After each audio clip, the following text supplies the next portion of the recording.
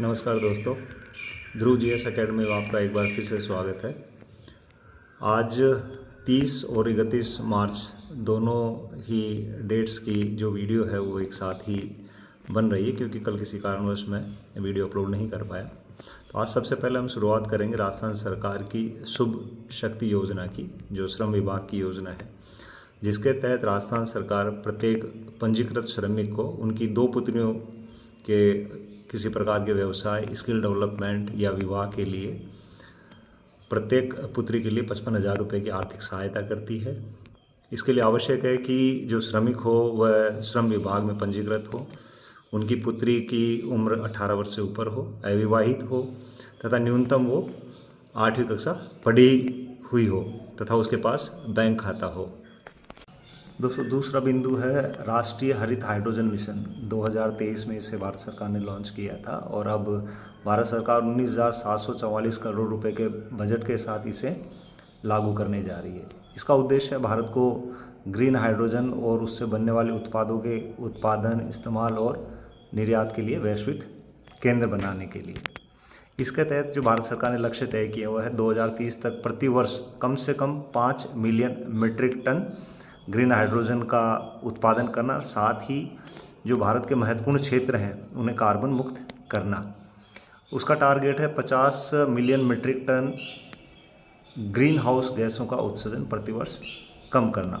इसके साथ ही ये जानना ज़रूरी है कि ग्रीन हाइड्रोजन क्या चीज़ है। तो दोस्तों, ग्रीन हाइड्रोजन है कि जो भी हमारे रिन्यूएबल एनर्जी रिसोर्सेज हैं, जैसे नवीकरणीय ऊर्जा संसाधन, जैसे हमारा सोलर ऊर्जा हो गई, हमारी विंड मिल से जो ऊर्जा मिलती है वो हो गई। ग्रीन हाइड्रोजन में क्या किया जाता है कि इन संसाधनों से या इन रिसोर्सेज से जो पानी है, जिसको हम H2O बोलते हैं, इनसे इन संसाधनों से उत्पन्न होने वाली बिजली से इस H2O को विखंडन किया जाता है और इससे हाइड्रोजन का उत्पादन किया जाता है। हाइड्रोजन और ऑक्सीजन को इससे अलग अलग किया जाता है। तो इससे उत्पन्न हुई हाइड्रोजन को ही ग्रीन हाइड्रोजन कहा जाता है। दोस्तों, अगला बिंदु है खार्गद्वीप। हाल ही में अमेरिका ने ईरान को धमकी दी है कि वो उसके खार्गद्वीप पे अपना अधिकार कर लेगा और उसे उड़ा भी सकता है। खार्गद्वीप का महत्व इसलिए भी ज़्यादा है कि ईरान की तरफ से जो भी पेट्रोलियम उत्पादन है और उसका जो निर्यात है उसका 90% इसी टर्मिनल से होके गुजरता है। खार्गद्वीप की लोकेशन ईरान के नॉर्थ वेस्ट में स्थित है और एक ये छोटी सी आबादी वाला आइलैंड है। फारस की खाड़ी में स्थित इस आइलैंड को the orphan pearl of Persian gulf के नाम से भी जाना जाता है। दोस्तों, defence PSU garden rich ship builders and engineers ने हाल ही में भारतीय नौसेना को दूनागिरी नाम से AI आधारित कॉम्बैट मैनेज सिस्टम से लैस advance guided missile frigate Dunagiri सौंपा है और उसके साथ साथ ही इसने एक सर्वे बेसल संशोधक तथा एंटी सबमरीन युद्धपोत एग्रे को भी भारतीय नौसेना को सौंपा है। दूनागिरी एक लड़ाकू जहाज़ है और एग्रे जो इस श्रृंखला का चौथा जहाज़ है। इस श्रृंखला के तहत 8 पनडुब्बी युद्धपोत garden ship builders and engineers के द्वारा बनाया जाना है। एग्रे जहाज़ जो है पूर्व का INS एग्रे है, उसी का ही पुनरुद्धार है। धन्यवाद। दोस्तों, आज के सभी अखबार में शीतल देवी के नाम को बड़ी प्रमुखता से छापा गया है। शीतल देवी भारत की 19 वर्षीय जम्मू कश्मीर के रहने वाली पैरा तीरंदाज हैं। इन्हें वर्ष 2025 के लिए para Archer of the year से सम्मानित किया गया है। शीतल देवी ने वर्ष 2025 में दक्षिणी कोरिया के ग्वांगजू में आयोजित विश्व पैरा तीरंदाजी में गोल्ड मेडल हासिल किया। नमस्कार दोस्तों, कैसे आप सब लोग। दोस्तों, आज हम चर्चा करेंगे टुंगुस्का शील्ड के बारे में।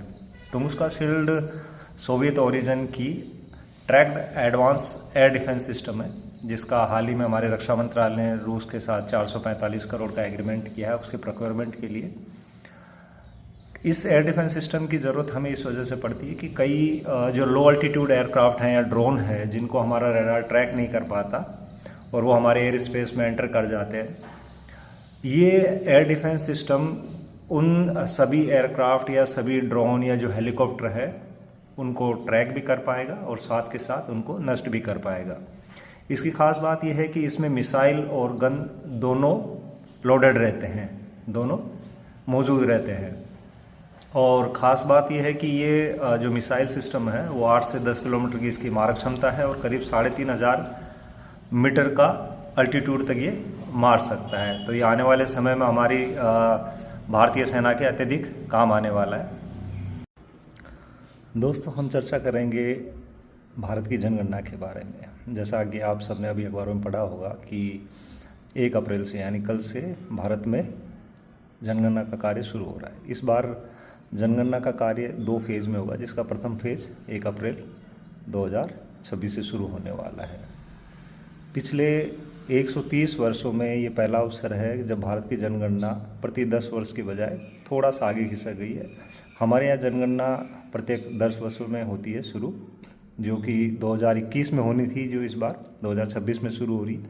पहली बार हमारे यहाँ जनगणना 1872 में शुरू हुई। उसके बाद 1881 से लेकर प्रति 10 वर्ष में हमारे यहाँ जनगणना होती है। जनगणना का कार्य में मकानों की संख्या, परिवारों की संख्या, वहाँ रहने वाले लोगों का व्यवसाय, उनके पास आय के स्रोत या अन्य कोई उपकरण जो उनके पास रहते हैं वो उन सब की गणना इसमें की जाती है। इस बार की जनगणना में जियो रेफरेंसिंग का काम लिया जा रहा है मकानों का, ताकि किसी के मकान की डुप्लीकेसी नहीं हो जहाँ एक बार जनगणना हो चुकी हो। साथ ही ये जनगणना डिजिटल रूप में आयोजित की जाएगी और इसमें एक ऑप्शन ये रहेगा कि व्यक्ति अपनी जनगणना स्वयं कर सकता है ऐप के माध्यम से। आज़ादी के बाद ये हमारी 8वीं जनगणना है और जो जनगणना प्रथम बार 1872 में शुरू हुई थी, उसके बाद में ये हमारी 16वीं जनगणना रहेगी। एक इन्फॉर्मेशन और देना चाहूँगा कि हमारे जनगणना आयुक्त अभी मृत्युंजय कुमार नारायण हैं और जनगणना का जो कार्य है, जो संचालन है, वो जनगणना अधिनियम 1948 तथा जनगणना नियम 1990 के प्रावधान के अंतर्गत किया जाता है। तो मेरा मानना है ये इन्फॉर्मेशन आपके लिए अच्छी रहेगी। Thank you.